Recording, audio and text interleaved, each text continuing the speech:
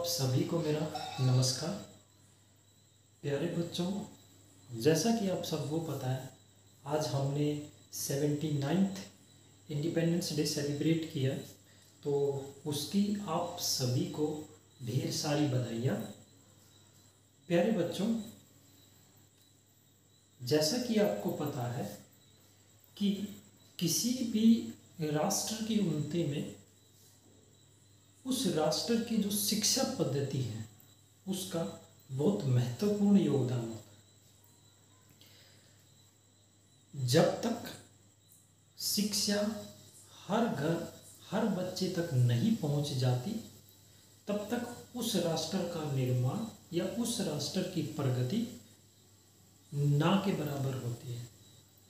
तो इसलिए आइए हम सब मिलके एक समृद्ध शिक्षित राष्ट्र का निर्माण करें, जहाँ पे ना तो जातिगत भेदभाव हो, आपस में सिर्फ भाईचारा, प्रेम, सद्भावना हो, और कोशिश करें एक दूसरे को साथ लेके चलने के, ताकि हम दिन रात उन्नति प्रगति कर सकें। प्यारे बच्चों, आज मैं आपके सामने कुछ तथ्य रखना चाहता हूँ। मेरे प्यारे बच्चों, आज़ादी सिर्फ एक दिन नारा लगाने से या एक दिन झंडा फहराने से मतलब नहीं होता है। आज़ादी का जो रियल मीनिंग है वो बहुत गहरा है। हमें इस चीज़ को बचा के रखना है। मेरे प्यारे बच्चों, जैसा कि आप सबको पता है कि 1947 से पहले हमारी जो जनसंख्या थी वो अप्रोक्सीमेट 59 करोड़ थी। तो ऐसा क्या हुआ कि 59 करोड़ जनसंख्या होने के बावजूद भी अंग्रेजों ने हम पर 200 साल राज किया। अगर हम इसके पीछे रीजन जानने की कोशिश करेंगे तब आप रियल समझ पाएंगे कि आज़ादी का रियल मीनिंग क्या है। तो मेरे प्यारे बच्चों, अंग्रेज आए, ये सबको पता है कि अंग्रेज आए, वो सिर्फ क्या करना चाहते थे, अपना कारोबार करना चाहते थे। लेकिन प्यारे बच्चों, अंग्रेजों के साथ पुर्तगाली, यूनानी, फ्रांसीसी और डचेस, ये सारे भी उनके साथ आए। अब इनके आने का रीजन, एक तो जो हमारे राजा महाराजा, जो हमने उनकी इमेज बना रखी है हमारे राजा महाराजाओं की, एक तो उस पे एक सवाल उठता है कि उस समय जो हर कोई भी राजा महाराजा हो उस समय वो क्या करना चाहता था, अपने राज्य का विस्तार करना चाहता था। यानी कि जो उन्होंने रियासतें बांट रखी थी, वो एक दूसरे से क्या कि एक दूसरे की रियासतें लेके अपना राज्य का विस्तार करना चाहते थे। तो प्यारे बच्चों, उन्होंने क्या किया, राजाओं ने, चाहे वो पुर्तगाली हो, चाहे फ्रांसीसी हो, चाहे डचीज हो, इनका स्वागत किया, इनको बुलाया गया कि आप आइए। और जिसने भी बुलाया वो उसने सिर्फ अपने फायदे के लिए कि आप मेरा साथ दीजिए, हम मिलके लड़ाई लड़ेंगे, और जिसके साथ, जिस भी राजा के साथ लड़ाई लड़ेंगे उसका राज्य हथियाना मेन मकसद था वहाँ पे। ठीक है, एक तो ये रीजन है मेरे प्यारे बच्चों उनके आने का। दूसरा, आपको पता है कि अंग्रेज तो बहुत कुछ मात्रा में थे, यानी कि कुछ हमारी जनसंख्या के रेस्पेक्ट में वो तो बहुत थोड़े लोग थे।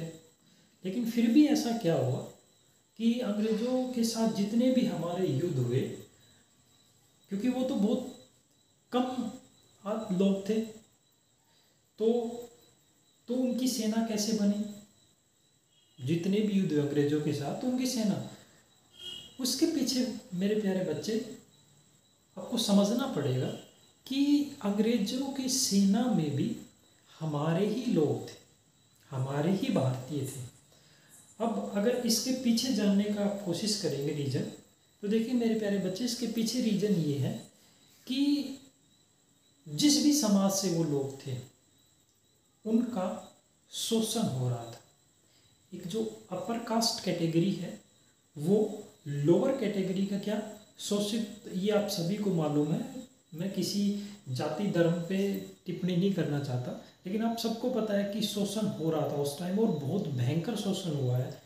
तो उन्होंने उस शोषित वर्ग से बाहर निकलने के लिए अंग्रेजों की सेना में शामिल हुए। ये रीजन है उनका।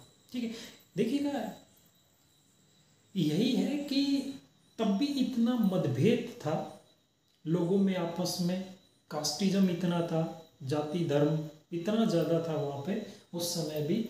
और इसी का फ़ायदा उठा के अंग्रेजों ने 200 साल राज किया। तो मेरे प्यारे बच्चों, आज भी हम 21st सेंचुरी में जी रहे, लेकिन आज भी ये चीज़ें देखने को मिलती है, जातिगत भेदभाव। लेकिन इस चीज़ को दूर कैसे किया जा सकता है? सिर्फ शिक्षा ही एक ऐसा हथियार है, या शिक्षा ही एक ऐसा स्वरूप है जिससे हम इन सब परेशानियों से या इन सब जो गतिविधियां हो रही है इनसे बाहर निकल सकते हैं। तो हमारी कोशिश होनी चाहिए कि शिक्षा को हर घर, हर बच्चे तक पहुंचाया जाए। जिस दिन हमारे देश में एक पूरी पीढ़ी शिक्षित हो जाएगी, हमारा देश इन सब चीज़ों से, चाहे वो जातिगत भेदभाव हो, चाहे आपके पास असमानता हो समाज के बीच में, वो सब खत्म हो जाएंगे। और इसका एक सबसे जो आपके पास एक प्रमुख हथियार है वो है शिक्षा। इसलिए शिक्षा पे ज़्यादा जोर देना चाहिए। चाहे गवर्नमेंट को भी चाहिए कि वो शिक्षा पे ज़्यादा जोर दे। लेकिन देखिए मेरे प्यारे विद्यार्थी, मेरे प्यारे बच्चों, क्योंकि आपको पता है 140 करोड़ जनसंख्या हमारी है, वो क्योंकि देखिए गवर्नमेंट होती क्या है, हम जो डिमांड करेंगे वही तो चीज़ सप्लाई करेंगे। तो अभी हम लोग ही मतलब इतने बटे हुए हैं, जो 1947 से पहले जो हाल था अब भी अप्रोक्सीमेट वही हाल है, कि अब भी हम इतने बटे हुए हैं कि जो मेन जो मुद्दा है वो ना उठा के जातिगत लड़ाइयाँ, समाज में आपस में असमानता, उन चीज़ों पे अभी भी फोकस है।